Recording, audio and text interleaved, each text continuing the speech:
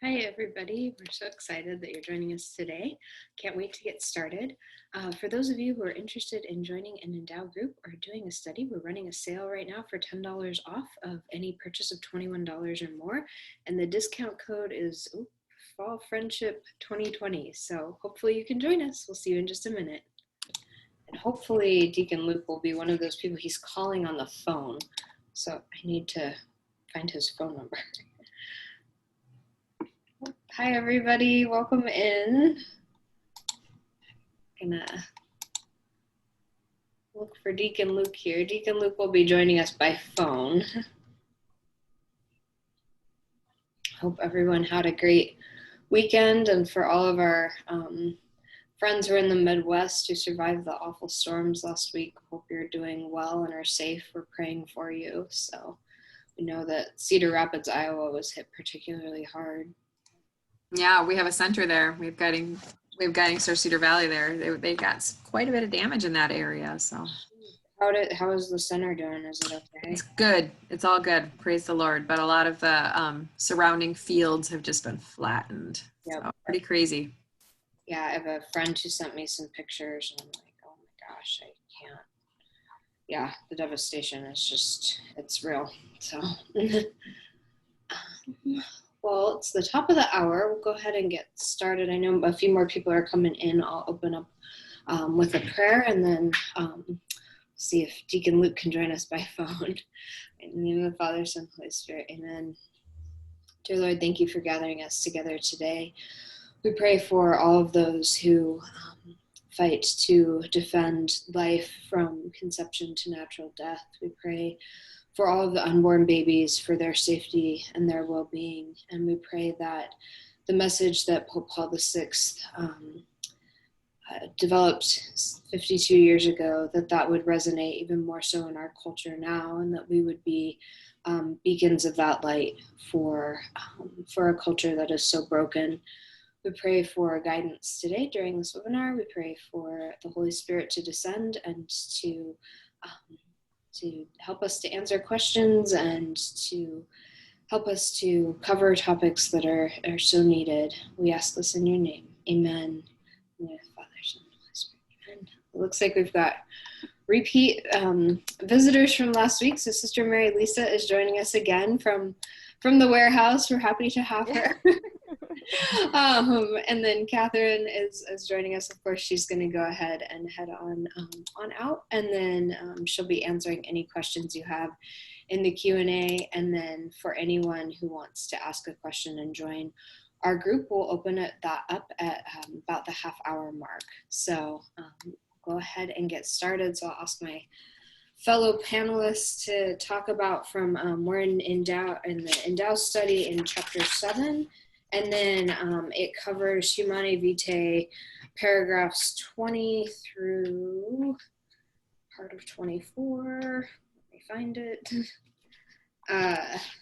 All the way through 23. So for those of our panelists, what has resonated the most with you this past week from chapter 7 or from the Humanae Vitae paragraphs?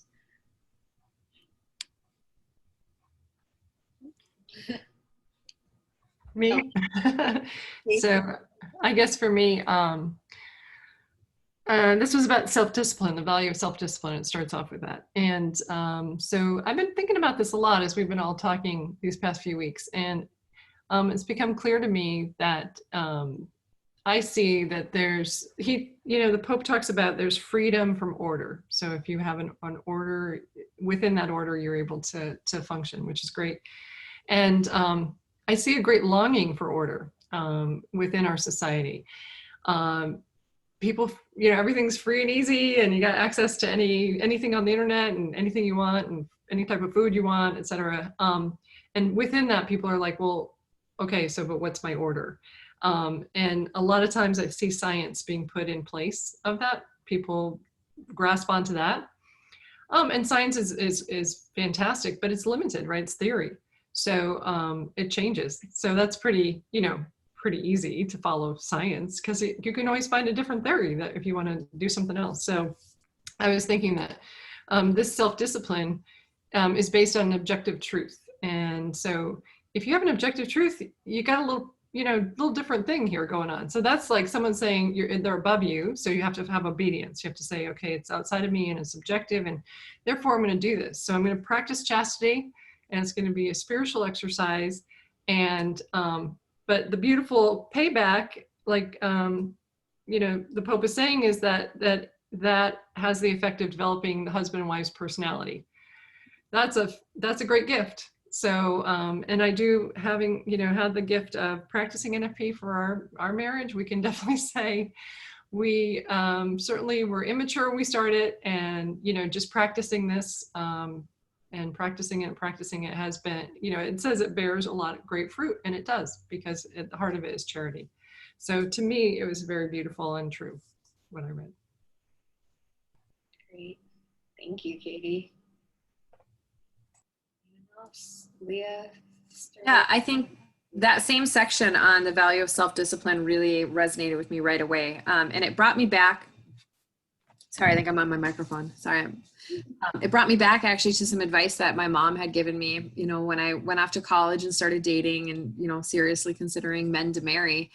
And my mom had just basically said, don't marry someone until you know that they can go without. Mm. And that kind of struck me, because I didn't really know what she meant at that time. But then I used that a little bit as a litmus test in the guys I dated. And, if they were the hangry guy that got super upset when the waiter took, longer than they thought they should, or when they just felt entitled to things, it opened my eyes, and it helped me to understand that this is not someone who has a lot of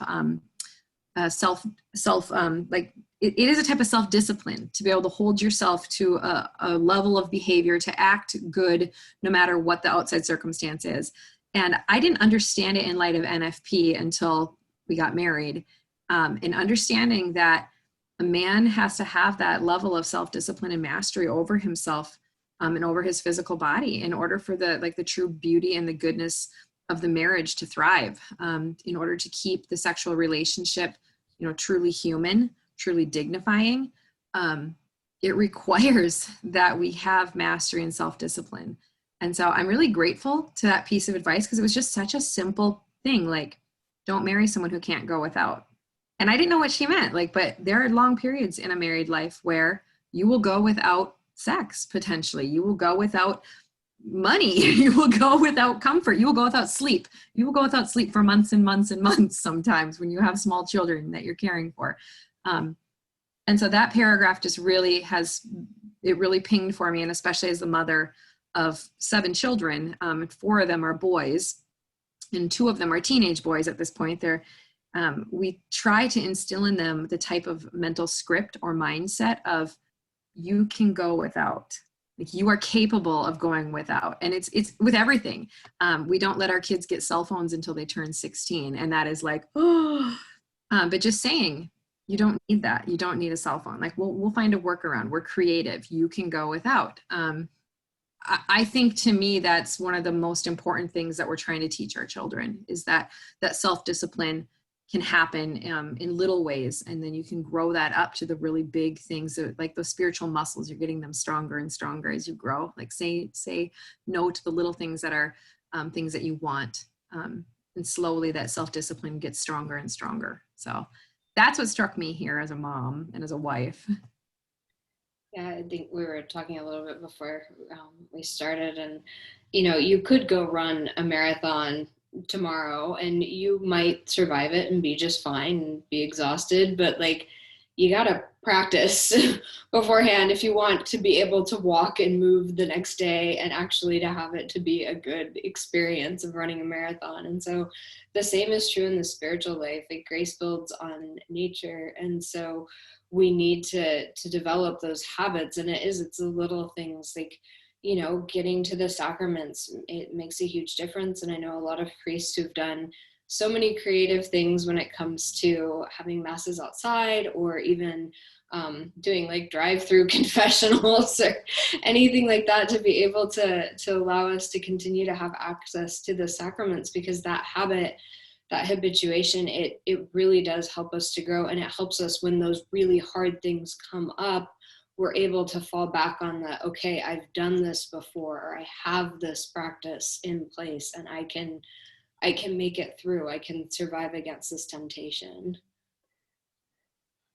Just kind of going off of that too, like when Leah was talking, you think of, so I'm a family medicine physician. So when people come in and they're not feeling well, you look at what are they taking in and what are you feeding yourself with? Because if you're not feeding yourself with good things, you're not going to feel well, you're not going to do well. And this is, I mean, and the reality is, what are you feeding your soul with, right? And I think we're so inundated with our technology and constant information, all these things. And even as a religious, as a physician, you know, I look things up on a smartphone sometimes, and it's like, there's a constant temptation. It's like the curiosity gets the best of you, and you're like, oh, I wonder what this is. And you immediately want to look it up or do things. And it's those little self-denials, even though those little things can make a difference. And, you know, we're talking about in here how much we need that grace. And, you know, as Katie was saying, like, we're, you know, going to the sacraments and receiving that grace is so important to live our lives. And another thing I wanted to talk about when I was reading about the mastery of self, you know, he talks about mastery over yourselves and your emotions, which I think is so important to remember. And the tradition of the church has so much that you can learn about this so St. Thomas Aquinas talks about the passions of the soul. And if you want to hear more about that, there's some really good podcasts through the Aquinas Institute. There's Pints with Aquinas, which is another good podcast. So there's some really good things out there to learn more about that. But, you know, St. Thomas talks about when all the time, you know, whenever we're encountering things in our environment, it brings up these passions in us. And if all the time, you know, you're constantly surrounded by technology and taking these things in and going from one thing to another, you're not going to take the time to recognize what's going on in you. And sometimes you can fall into disorder in your soul, which makes it hard to live the life and to make those big choices every day. But if you take the time to kind of recognize what's going on inside of you, what's maybe your, you know, primary passion, what's your go-to that you go to when you're upset? Do you get angry? Do you get sorrowful? You know, do you fall into fear? Get to know yourself, and it helps you to better make those choices that you need to make in those little things in order to keep moving forward, and to make those bigger choices and to grow in virtue. And here especially you're thinking of the virtue of chastity and growing in relationship with one another.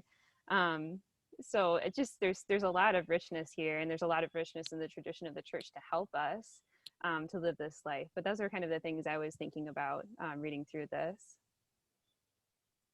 Yeah, we'll make sure to include the link to Pints with Aquinas. There are some really good Aquinas podcasts. There's actually the Dominicans have one out right now that's called Godsplaining.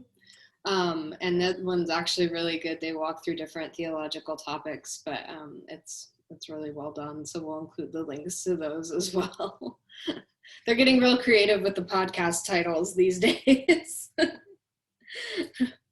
I know for me, in addition to just hearing about the, you know, reminder of self-discipline, especially right now with COVID and everything, like we've been inside for so long, like, you know, discipline in some ways has been easier, but in other ways has been harder. And just looking at the amount of internet use that's gone up and all the issues that have come along with that, it's been incredible to see. Maybe we've replaced one vice for another during a time when we can't go out and be with other people.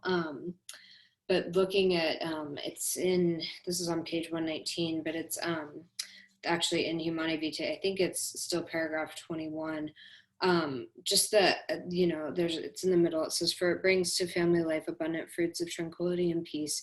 It helps in solving difficulties of other kinds. Like we forget oftentimes how integrated we are, both as a couple and individually. And so when we can learn that self-mastery in chastity and in areas of NFP and of children, like that spills over into so many other areas of our lives. And so when we look at marriage as a whole, having that self-discipline can help with things from finances to, like, suddenly all of those tough conversations that you hear that couples struggle with, they're still tough, but you have that that foundation and that base that's there that just is such a beautiful gift, because you see so many people struggle in the divorce rate. I don't even know what it is anymore. I stopped paying attention when it hit 50%, which is just horrible. But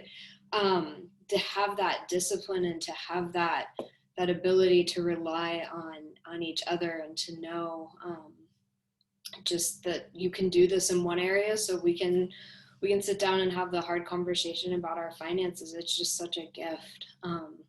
So if there are couples out there who are struggling, like please reach out. I know we each have resources in our toolkit, or can point you in the right direction of someone who can help. So I think it was interesting how it went from talking about self-discipline within a marriage to all of a sudden becoming global.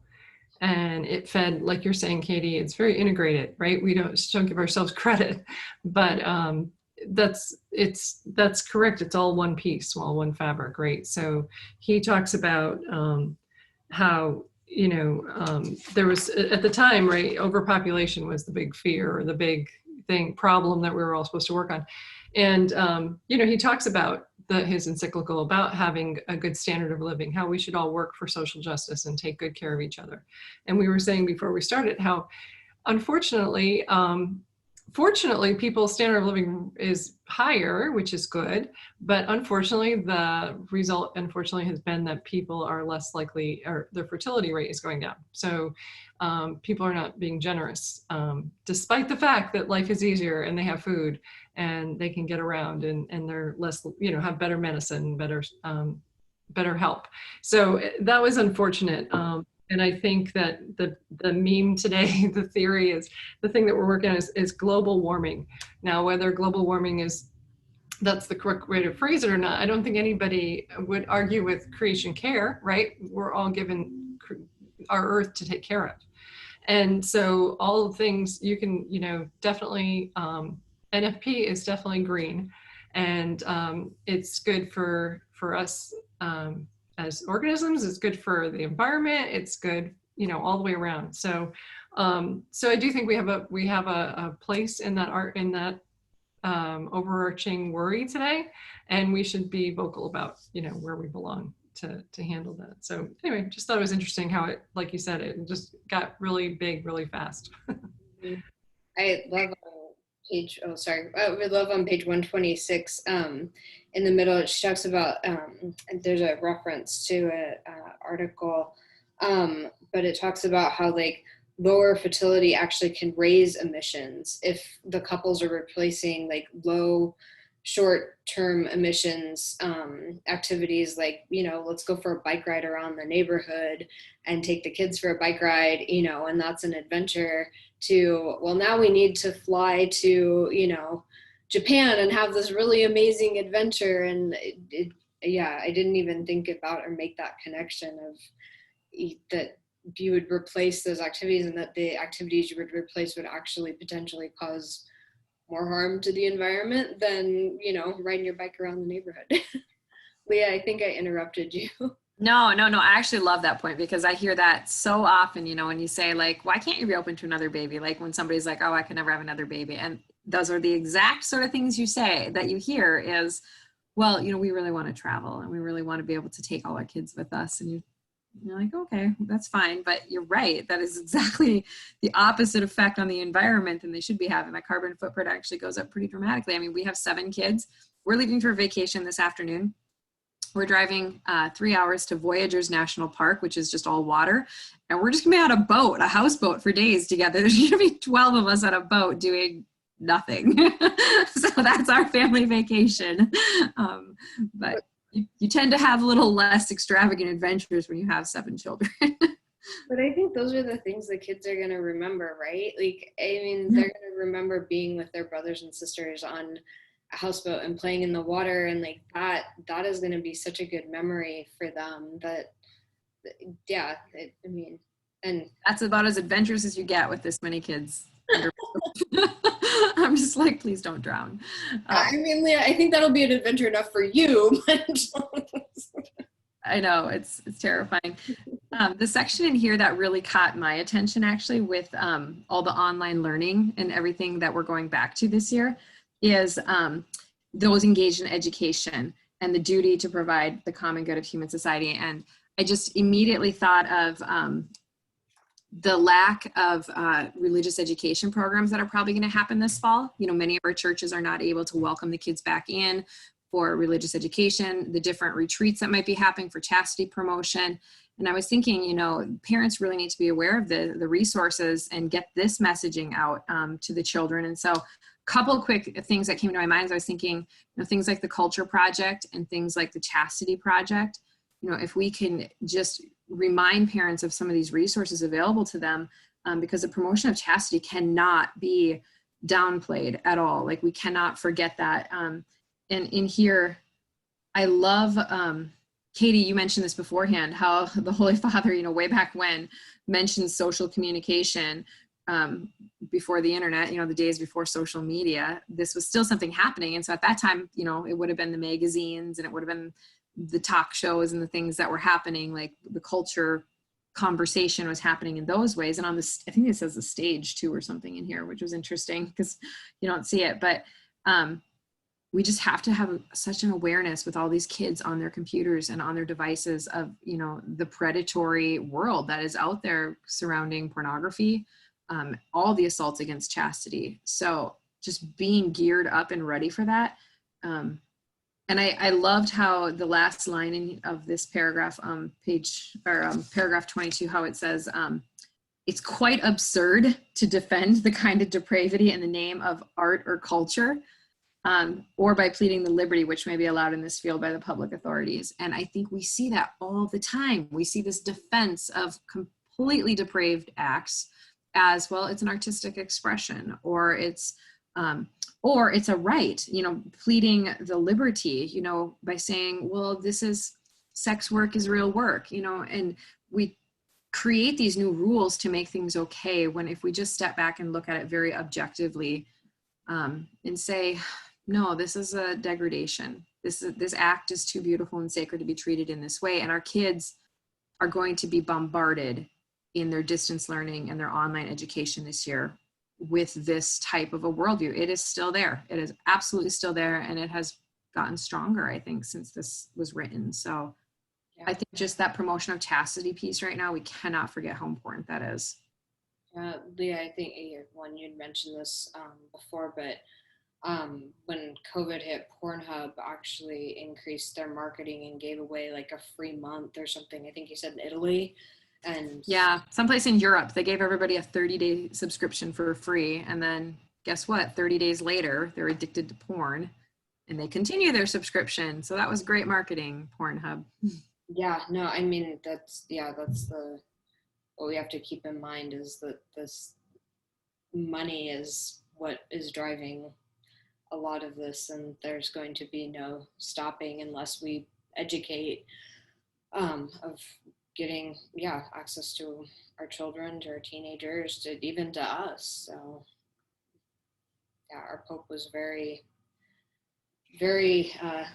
was able to see into the future and very prophetic in a way I don't even think we realize at times until we go back and visit and are like, oh my gosh, he saw the social media issues and all of this well before it even came into our homes.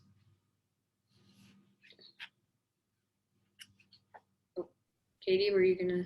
I was just gonna share with you guys a really beautiful blog post we have, and it's from Katrina Zeno. But she wrote on during this time of COVID that a very hard thing we have explaining that sex is such a beautiful gift to us. And so one of the objections is, well, why in the world would you put any limits on it? Why in the world would you ever abstain from it? That doesn't make any sense, you know. And then she compared it to that people who practice NFP kind of got it when we abstain from the Eucharist. When we purposefully, you know, said that we have to wait until it's safe for people to gather in churches. And so why would we do that? That's the source and summit of our faith, right? So why would we possibly ever, you know, abstain from the Eucharist? That doesn't make any sense, you know. But we do it for charity. It's the same reason why we do it when we're practicing NFP. It's charity, right? You do it not for an apparent easy reason. You do it for a very, very good reason. And they say, you know, like, love is the heart of chastity is one of the lines here. That's so true. You know, and so I just feel like people who have such a hard time explaining NFP and that abstinence part really were able to say, you know, now you guys get it. Everybody's abstaining from receiving the Eucharist, which they really, really want. And this is why, because we love, you know. So just sharing that's on our blog, but I thought it was really beautiful. We'll make sure to share that as a resource as well, because I think a lot of people have had that experience now of having to abstain from the Eucharist in one way, form or another, and some still are experiencing that depending on what state they're in.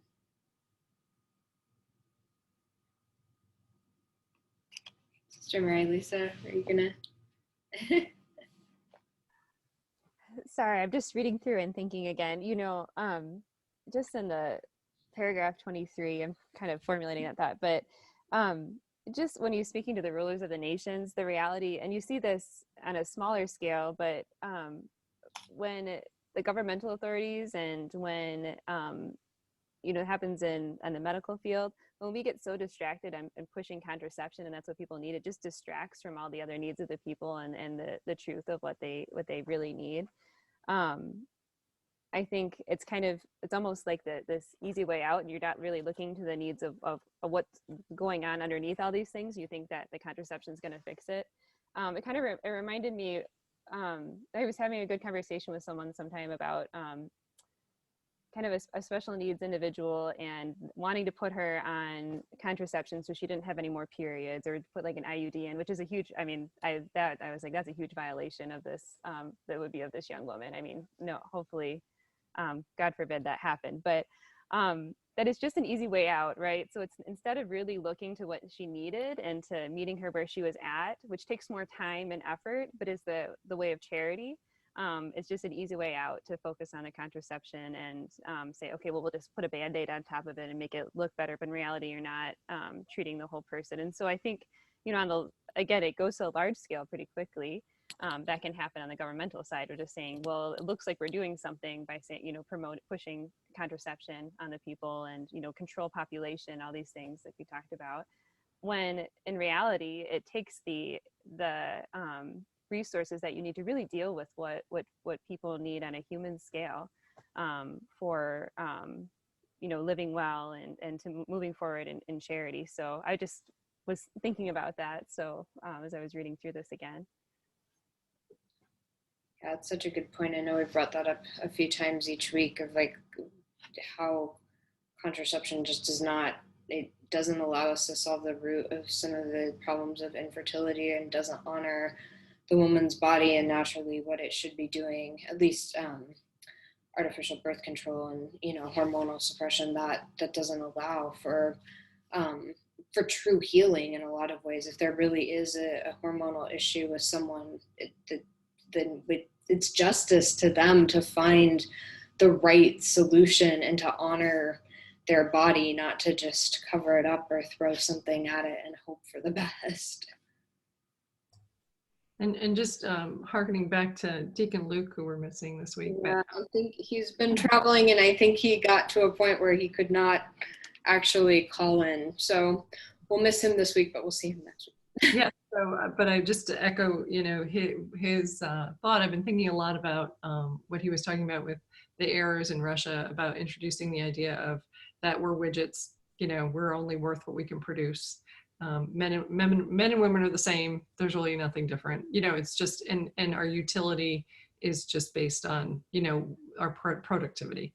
And like what Sister's saying, that's, you know, out of that grows this idea, like you're saying, Katie, like just put a Band-Aid on it, go, you know, and these are, it's horrifying, right? You know, one child policy in China, you know, we're gonna use science. We have the Holy Grail. We're gonna, like, you know, figure it out and just, you know, put a Band-Aid on it. We're going to fix it.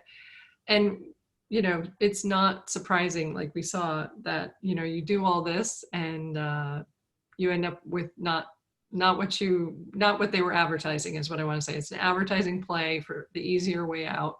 And it's unfortunate because not everybody, we talked about at the beginning, like boot camp. I said, I still have hope when I hear everyone signing up for boot camp. And I think that, that's good, right? And people, as long as they actually are able and they feel called to excel and to put themselves out there and to practice self-discipline. And it's part of our soul. It's good for us. And I think that, these easy marketing answers, we've got ourselves so into marketing that it's so easy to accept them. But as you guys are pointing out, there's a deeper truth there that for justice, we have to look for that deeper truth. So I think there's something to that piece about, you mentioned boot camp, and there is some sort of attraction from our youth, to do those hard things. Like they desire accomplishing something that's hard. And we've, many of us as parents have not made our children's lives very hard. They've had a lot of comfort and a lot of ease in most families and most homes. And so there's something deep within their soul that is their nature, that God has created them for greatness. Who is, Father Mike says it a lot. I don't know who else might have said it. He's probably quoting somebody else, but you were not made for comfort. You were made for greatnand Benedict. Yeah. I'm pretty sure it's not Father Mike, but I knew it was somebody good. And I think our youth, that is kind of what they're showing us, that the world has been clamoring for comfort for so long, and there's been such emptiness and loneliness and unfulfilled lives that there's some sort of attraction back to the boot camp, to the hard thing, to the climb the mountain, to the, do that thing, because I was made to do that. So just reawakening that, I think, in our children and in ourselves through acts of self-denial and self-discipline, that will, promote things like chastity, because chastity is, there's a line, I circled it like 4 times because it says it helps them to repel inordinate self-love, which is the opposite of charity. And so inordinate self-love, when you can have self-discipline and you can no longer just focus on loving yourself, when you can actually look outward and, give of your body to somebody, like Deacon Luke says, this is my body given up for you, that to the extent that you're living that is your imitation of Christ. That is what this is all about. It's all about that ability to look to the other and to do what's best for them, because that is love. It's funny, Leah, that you bring up that quote, because I actually have a shirt that says that on it. It's actually a shirt to wear to the gym, and it doesn't fit at all right now, nor does going to the gym really work. But I wore it, to just a very secular CrossFit gym, and everybody's like, "Oh my gosh, you said that quote! Like that's so true. Like that's how we're gonna get ahead. Like that want for that discipline." I'm like, actually, as a pope, so there's a good point for evangelization, but for like a bunch of a very secular CrossFit gym to get behind like we weren't made for comfort. We were made for greatness. I'm like, all right, there's some hope. Truth resonates. It resonates across any arena. If it's true, people are like, yeah, that's true. And then you say the Pope said it and they're like, oh. Yeah, so I got a feel like, Sister Mary Lisa, did you have something to add? And then we'll open it up. Just really briefly, you probably have heard this quote before, but just reminds you of St. John Paul II, very famously in one of his first World Youth Days had that is Jesus that you seek when you dream of happiness. Have you heard that one? He is waiting for you when nothing else you find satisfies you. He is the beauty to which you're so drawn. And it goes on into that. And I just was thinking of that because I think that's the reality that you're meeting, is that there is that desire for greatness. There is that desire for challenge that we, can meet people with, especially our young people. And that's, eventually they get to the point where they realize this is what they're really seeking. It's just because, C.S. Lewis said, if you feel like you're made for another world, it's because you are.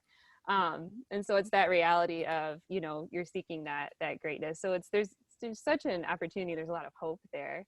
And so, just moving forward and challenging ourselves and challenging one another to grow closer to the Lord in that. Beautiful. That's a beautiful. I love that. I'm going to look that quote up. I know. I will make sure to include it in the resources. I'll have Catherine start looking for it right now. So we got an anonymous question that was written in, and I think we've had this question a few other times, and if people want to start raising their hands, you're more than welcome to, but we'll ask this one first. So my husband is an atheist, but we do practice NFP. While I try to discern God's will, ultimately my husband is who decides when we are TTC or TTA. Is this still within Catholic practice? Well, I think, I mean, you're practicing NFP. So that's within Catholic practice. That's within the church's practice. It's the discernment piece of it that you're asking as to whether or not you should be open to a child is the question, not necessarily whether NFP is licit, because it's always licit. It's good. I would say discernment for welcoming another child is always something that should happen, you know, very prayerfully discerned between a married couple, that you're looking realistically at what your circumstances are. You know, do we have the financial resources? Do we have the mental resources? Do we have, you know, in a really generous way of recognizing that God fills a lot of gaps, that, you know, you don't have to be billionaires to have a baby, you know, just moderately stable is usually good enough. But I think that, you know, it is something that my husband and I have found that we can only properly discern that within prayer, and that sort of abandonment to God's will. And so a husband, you know, if he's atheist and he's not, you know, giving any sort of surrender to a greater being, a greater God, I think that makes it hard for you to discern whether or not God might be asking you to be open. I think that is, I don't think you're doing anything wrong by using NFP at all. That's a beautiful, good thing, and it's going to continue to draw him closer and closer to Jesus every day. I mean, when you're living within God's natural order and God's natural law, he's reminding him every day of what he was made for. So he sounds a little more Catholic than a lot of Catholic men I know. So I don't, I think there's probably a challenge there, but I would trust that God is speaking to him already in some ways by inviting him and him accepting the invitation to do NFP. God's speaking in some way because he's doing the right thing. Those are my thoughts. I don't know. You guys might have something way better than that.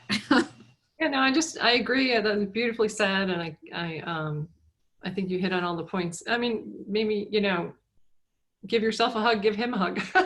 Like Leah's saying, you're practicing NFP. That's beautiful, and that's the right path. So the struggles that I think you hit during that are struggles that people have regardless of their faith, you know.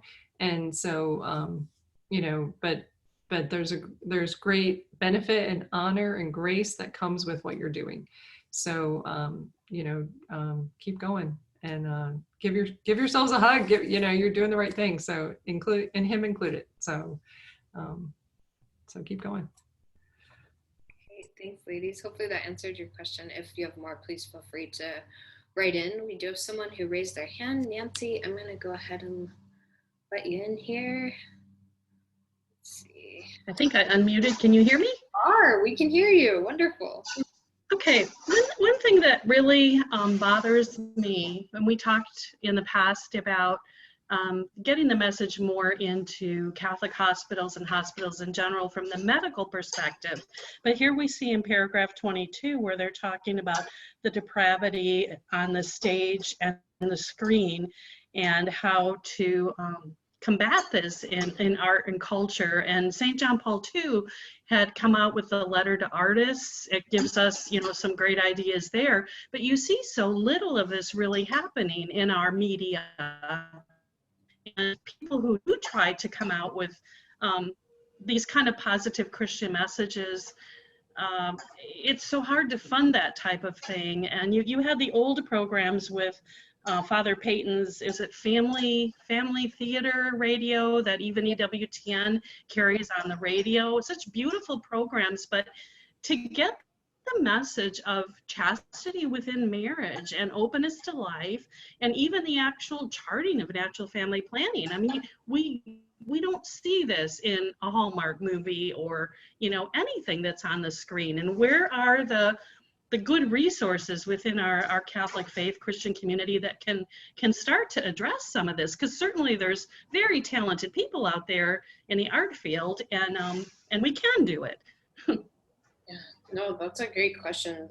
Ladies, do you have any resources that you know of that are coming off the top of your head? Well, I mean, so within the religious education sort of field, like, you know, from the church officially, if people are plugged in there, which is a big if, you know, you see the Chastity Project, which is, you know, Jason Ever is spearheading that, and it's good. It's well produced. It's good. And then you see the Culture Project, you know, they got the speakers out, like talking to the kids, engaging them in the schools. But you're right, like the arts are incredibly influential. Hollywood, so influential. And I'll just point to one very successful project that you might be aware of. The Chosen has been incredibly successful this past year.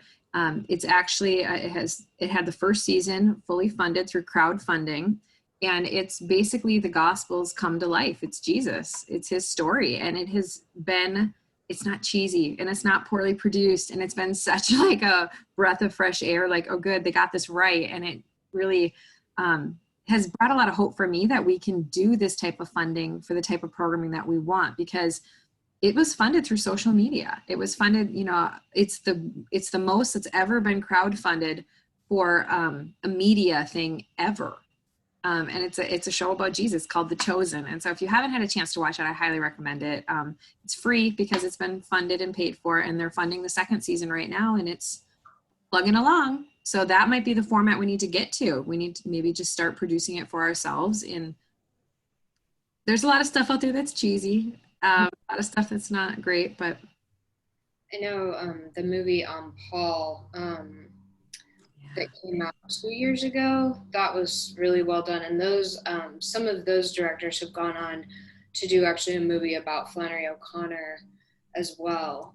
So I know that they've been getting more funding, but yeah, Nancy, you're right. I mean, there's such limited when it comes to the arts, and that is such an avenue that we need to be using, because people are able to recognize true beauty in artistic expression. Sister Mary Lisa or Katie, do you have any?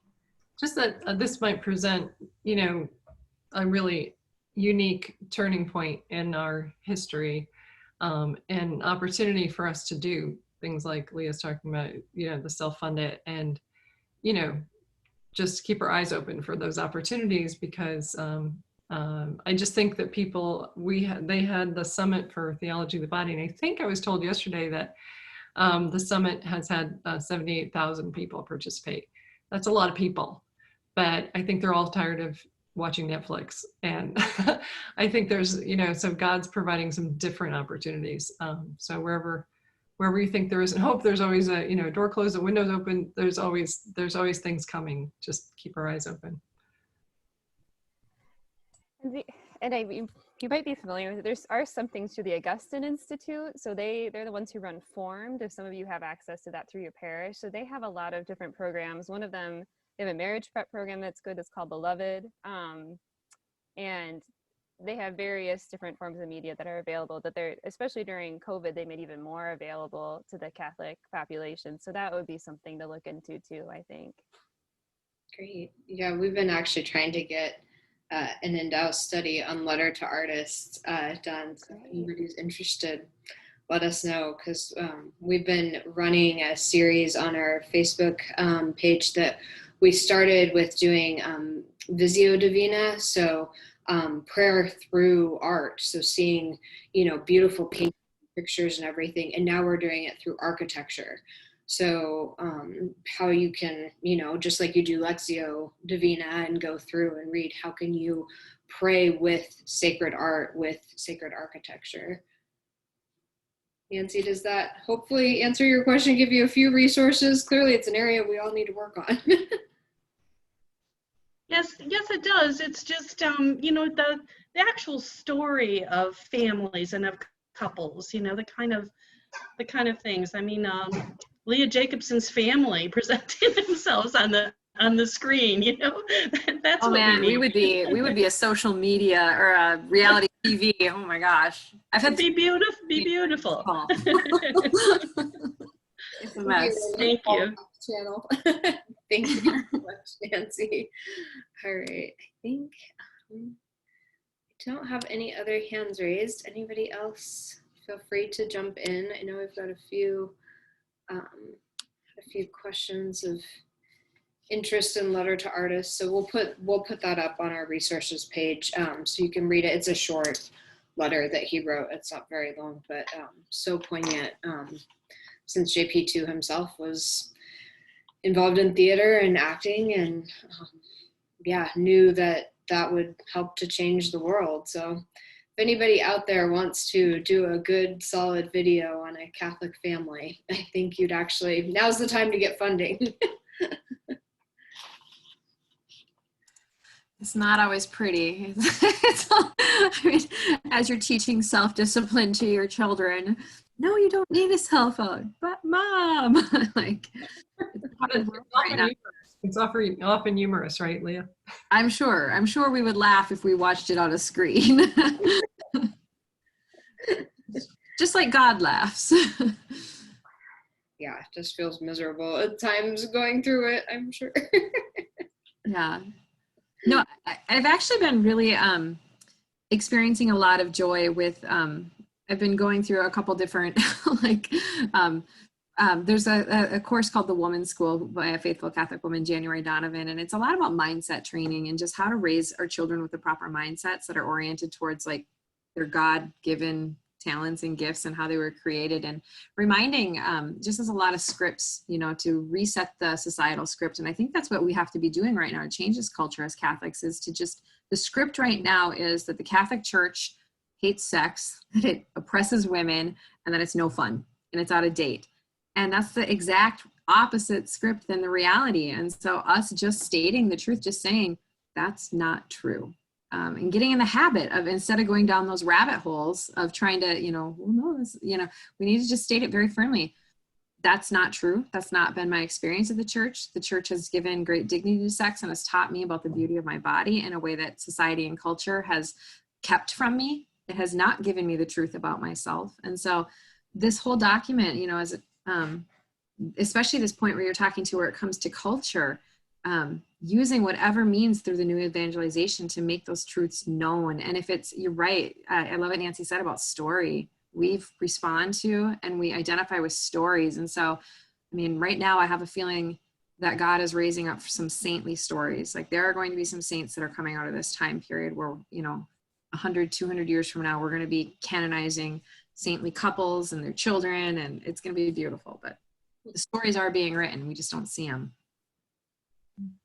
I'm personally going to work on ad placement for charts in movies. So it'd be like, oh, put the chart away for the children. Oh, my thermometer, I need a new one.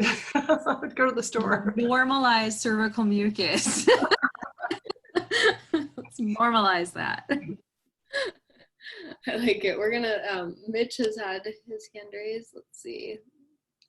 Get you in here, Mitch. Great, yes, thank you. Oh, yes.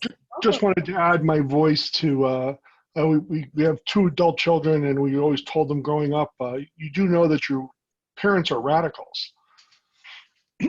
We believe in marriage between a man and a woman, and we've been married for 25 years, and we go to church every Sunday, and we are, just to let you know, you're living with radical parents because in today's culture it's so tough, and we still struggle even today. My son is a senior in college, and boy, oh boy, you going to a Catholic college, you think it would be easy, and it's not at all. And I just want to say thank you for what you guys are doing. This has been a highlight of my week each week. It really has. And I really appreciate wonderful listening to people who just have strong Catholic values, who believe in God and are living joyful lives. And thank you for being an example. That's all I wanted to say. Oh, thank you so much, Mitch. We really appreciate it. Yeah, getting that joy is so crucial. That's how we're going to change. So people are they're attracted to joy. So And to people like Mitch, thank you for living the sacrament of your marriage. Like, thank you for living your marital vows out loud and in such a way that your children can see that, because that truly is, culture change does start in the home. I wish we could hit the broad culture quickly with some great TV shows and show this, but honestly, it's our children seeing our example and then choosing to have holy marriages and vocations for themselves. Yeah. Isn't it G.K. Chesterton who said something about like the most extraordinary thing is an ordinary man and ordinary woman and their ordinary children? Yeah, I think and have be a good faith, because 14 million women download fertility awareness apps. So despite the culture, despite the money, despite the all these things that we've talked about, the truth is winning. As Leah says, that people gravitate to the truth, right? So they recognize it. So be of good faith. The work is paying off, I think, in big time. So I think we're in a better place in some ways than we've ever been. So let's just keep going on that. Yeah, and way to redeem technology in a huge way. Any other questions from anyone? We don't have, oh, there we go. Daryl and Aisha.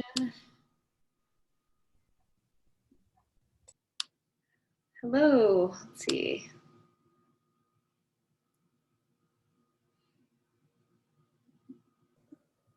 Hi, Daryl. Hello. Can you hear us? Yeah, we can hear you. Can you hear us? We can now, yes. Brilliant. Okay. I think just listening to everything, this actually has been quite a deep session, because this is something which is so close to what we do. So I think in our ministry, both in the engaged movement as well as a teaching couple with CCL, we often talk about what we call creative continence, which is what this is about. And I think the whole COVID thing has given us an opportunity to practice this even beyond the bedroom in so many ways. So, we often muse among ourselves that if we can't go and meet our friends, for example, that's an example of also, doing it for the good of both of us in that sense. So you're denying the opportunity to meet, to celebrate, or whatever, whether it's with friends, family, multiple things. And I think those of us who've been in the movement find it easier to accept this as well. So it's been a boon to us, and we never saw it before. We never got into this because we thought this would come. But I'm saying with a situation as difficult as this, it has really helped us. And I think that's something powerful to also bring to people, that you bring this message of NFP to in the future, which means saying, so you know what happened? And this is one more example where we can share you beyond our, our normal lives, where this has really made a big difference to us. So I just wanted to share.